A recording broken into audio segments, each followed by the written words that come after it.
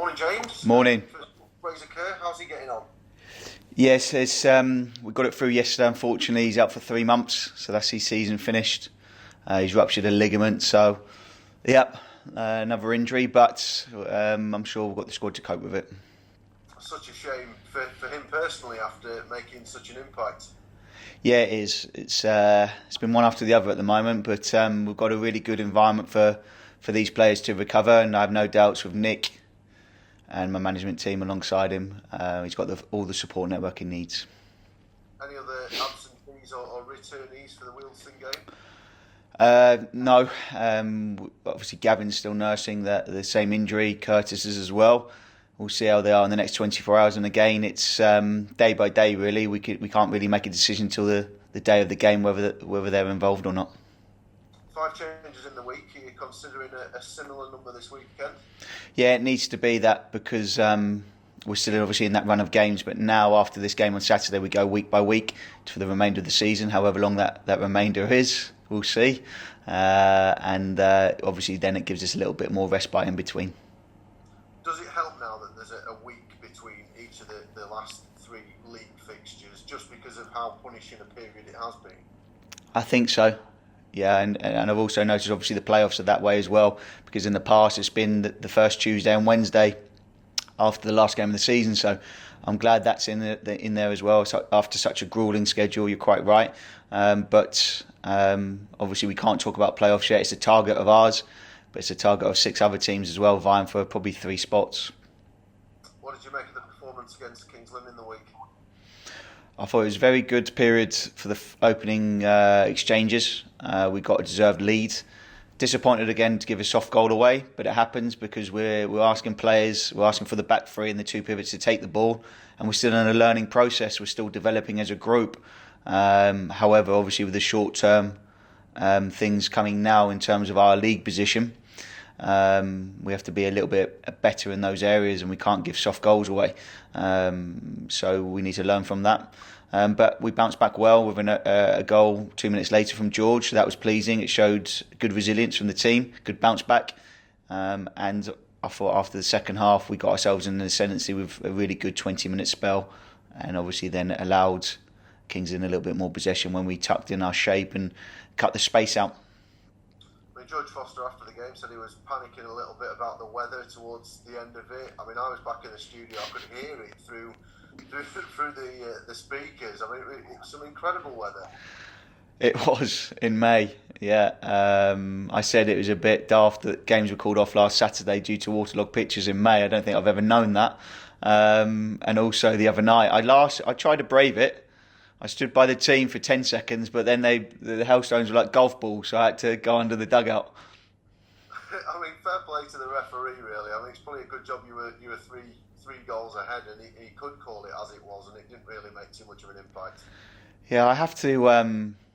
I've been critical of some of the officials, but I must say, in most recent weeks, certainly the referee at Hartlepool, I thought was excellent. Again, the other day against Bromley away, excellent. And I thought that the referee, the officials, actually, all 4 of them, very approachable, very fair and consistent in their decision making. I thought that the decision to actually finish the game on 90 minutes, with obviously the scoreline at 4-1, was a very wise decision, putting the well-being of the players first. Generally, over the last couple of games, are you pleased with the reaction that you've had after the Hartlepool and Torquay defeats? I am. But one half out of those 4 halves on that weekend was poor. The 3 other halves, Hartlepool second half, and certainly for the Torquay game, very very good. I mean, it shows some character, doesn't it, to bounce back so emphatically from those results with the 2 4-1s. Yeah, I think it's underlined with obviously Sutton's 3-2 victory at home to Woking. Can't underestimate any team, and I think there's an expectancy level here now, quite rightly, because of the points we've got since November. But we have to enjoy the wins as well and enjoy those moments. They're 2 good victories. We need to back it up and obviously give Wealdstone the respect they deserve, who run Bromley very close on Tuesday. Is it a real kind of statement to your playoff and promotion rivals in terms of dealing with the adversity of those couple of results? Which the Hartlepool and the Torquay, or you talk? Yeah. I mean, coming back to win the next couple of games after losing those two. I mean, for people that might think, Chesterfield have had a couple of difficult results. Well, you've backed it up and responded incredibly well. Yeah, I'm not too bothered about what our rivals may or may not think. I'm just focused on ourselves and the next opponent. But it does show good strength of character, especially with the injuries we've had. But I've also said that we've recruited a bit as well with Kai, Danny and Manny. And they're building relationships with the team, and it's particularly hard during this period as well because we're not training as hard as perhaps what we have done because of the grueling schedule, because the injuries were picked up. So the hours you may do on the training pitch to build those relationships have been minimal as well because of the fixture schedule and the injuries were picked up, like I just alluded to. Playoff place is just about in your hands at the minute. Is that psychologically important going into these last three games? Yeah, you always want it to be in your hands when you come into this stage of the season. It's the business end. It's what we're all in it for. We're really looking forward to these next three games as a group, and we want to deliver, obviously, that playoff spot to the community. We've given a lot of hope to people in the community over this period. We've just got to finish the job off now. We're really excited to get the fans back in and play in front of them on the 22nd. However, we are not looking that far ahead at the moment. Yes, it's nice to feel that they're coming back. I believe I saw a tweet the other day that said 9 days or perhaps 8 days away. So let's get Wealdstone out of the way. Let's get a positive result there and then welcome the supporters back the following week. 7 different scorers over the last 2 games. I imagine that's a particularly pleasing aspect for you as a boss. It is, and also our set plays have been stronger. I wasn't happy after the Torquay game. And also the Woking game to concede a penalty from a corner. I thought it was harsh, the actual decision. But to concede again from the set play, to give the referee a decision to make, we need to cut that out if we want to do anything this season. But more pleasing as well is that we've scored 6 from set plays in the last 2 games. That's something we hadn't really done. We hadn't been dangerous enough, probably since Hayden's come out of the group. With his injury, we haven't been threatening enough from set plays. And it's really pleasing to score 6 from set plays. Albeit it's 14th of the season, but how important was it for Danny Rowe to get off the mark for the club? I think it's really important. It was his only shot of the game the other day, which is quite ironic because he had bundles of shots in the previous games, but his only shot has gone in, and that's the way it works. I mean, George Carline's now scored in both the last 2 games, 2 in 2, 3 and 5. Have you and him actively sought to add goals to his game? Yeah, there's been a few comments coming from me towards him in regards to the opportunities perhaps missed or hasn't got by running that extra 2 yards. With his energy levels, he should be arriving at the back post more. The goal at Bromley seems to have spurred him on, and he scored different types of goals, or 3 goals. So one was a tap in, one was obviously a strike from outside the area, and the other one was obviously arriving at the back post on the volley, on the half volley. So 3 different types of goals. And that's what he can bring. He actually started as a centre forward, George. So only 6 years ago he was playing as a centre forward in the lower league. So it shows his versatility and the fact that he can score goals. Well, that certainly puts a little bit of a different spin on things. I mean, we asked this week for nominations for our sort of regional team of the season, and the Spireites fans pretty much unanimously came back and said George is one of their picks who they think should be in. Why do you think he's been such a hit with the fans since coming in?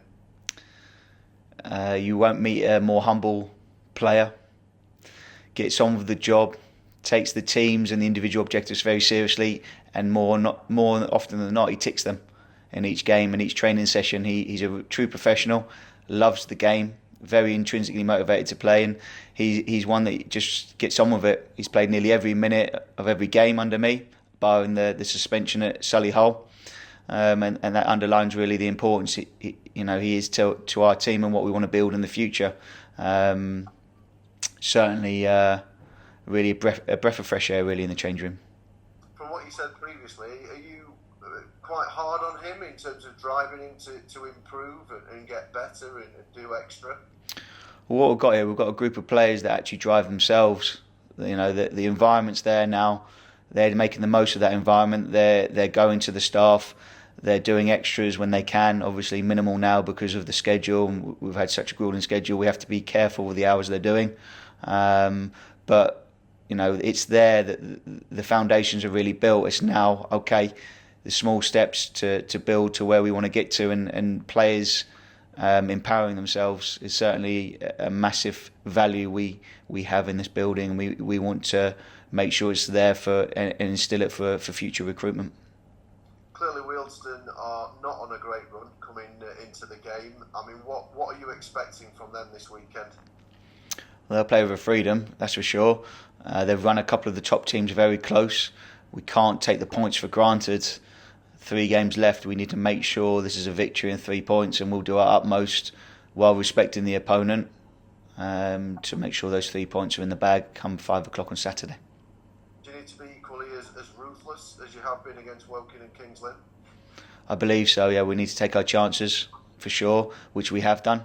And what's been pleasing over the last couple of games is that, yes, we've conceded, but they've been single goals. And we've obviously scored 8. So that's been really pleasing. I've said between the boxes we've probably been the best team in this league since I've arrived in December. Played some really good football, and the stats back that up. The final third entries, passes made, etc. We're always dominating the opponent in that aspect, or those aspects. Shots on goal as well.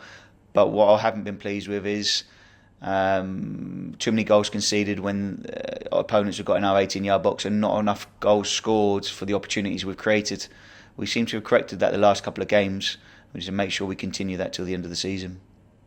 Final game without supporters, as you mentioned earlier. Do you think it'll potentially take a bit of time to get used to that semblance of normality creeping back in, or are you all just desperate to get the fans in?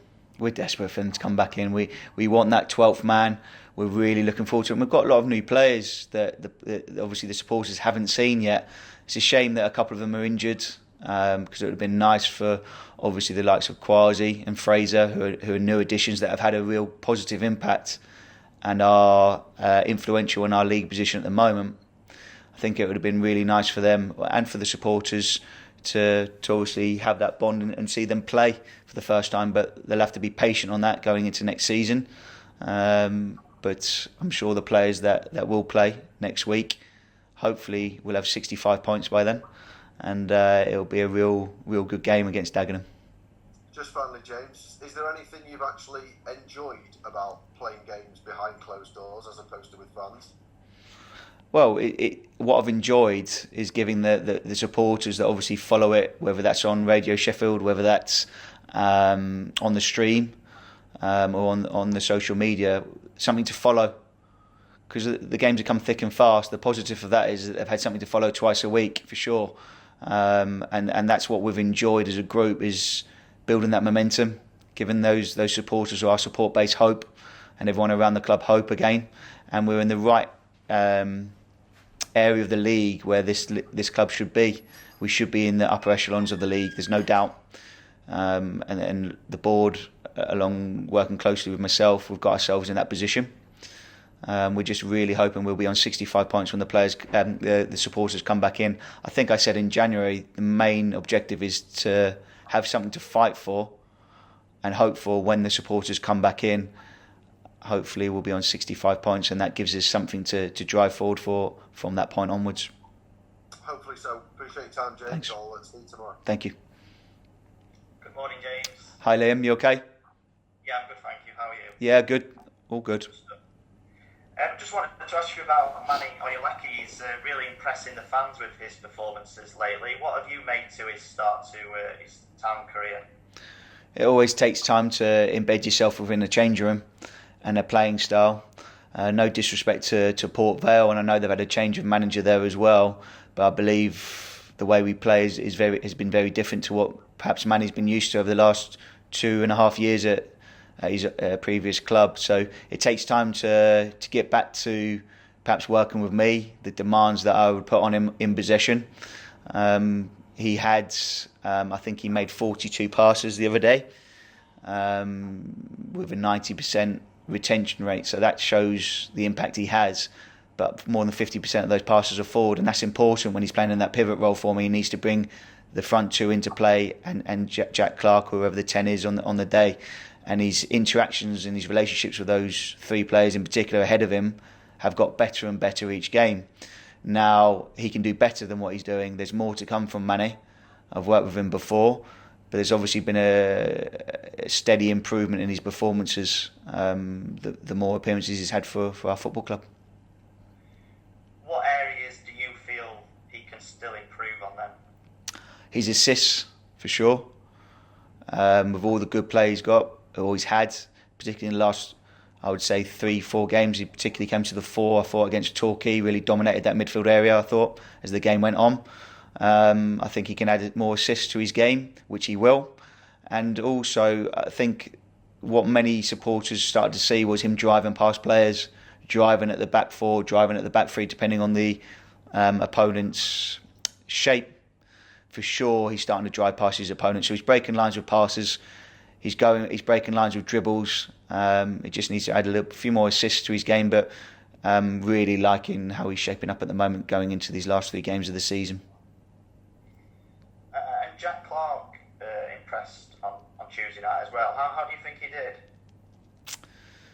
It's a good question. I think that, again, similar with him, he needs to be more ruthless with his final product. However, outstanding ball positions to receive the ball, outstanding receiving skills on different parts of his feet and turning around in one touch, facing the opponent goal. And he has added assists and goals more recently to his game. I think there's more to come though. If we're at the start of the season, we'll be aiming for double figures for Jack. I think that's important for him. But I'm really looking forward to seeing him play some more in these last 3 games and perhaps beyond that. And you brought back the likes of Marcus Dinanga and Will Evans in the last sort of week or so. How do you think they've done and why did you feel you wanted to bring them back in at this stage? Well, I want to pay tribute to Will Evans' professionalism over this period. I've said it before that players have come out of the squad and conducted themselves very, very well. And that's credit to my staff and the environment that's been built here, for sure. Obviously, Will's been out for a more sustained period of time. And it shows the professionalism of him to come back into the group due to an injury. Let's be clear about it. He's come back in and he's come on there with 20 minutes to go and filled in right centre half like he's not been missing for 3 months. So he needs to come back in now and play his part in this final 3 months due to injuries. And I'm sure he'll conduct himself in the same manner because at the moment he's a professional football club for Chesterfield Football Club. In terms of tomorrow's fixtures, I know you don't like to focus too much on what else is going on around you, but with Notts County playing Bromley, do you think you can take a big step towards securing a place in the playoffs tomorrow? I think it's really dangerous if you start trying to second guess other scores, other performances. I won't be doing that at all. All I'm focused on is ourselves. I think I know the target we need to get to in points to be able to secure a league position in the playoffs to extend our season. I think our goal difference has improved significantly over the last week. That's important. That might act as an extra point for yourself with 3 games to go, with 6 teams obviously vying for those 3 spots. So hopefully we can add to that tomorrow. But we won't be taking these lightly for sure. We'll respect them and we need to make sure we influence it the way I want us to influence it. And just finally, obviously 3 games to go. It's a very exciting time this season. Are you able to enjoy this as a coach, or is there just so much going on that it's a little bit up and down for you? No, I enjoy what I do every day. When I stop enjoying it and it's not my purpose anymore, coaching, then I'll stop and I'll open a butcher's.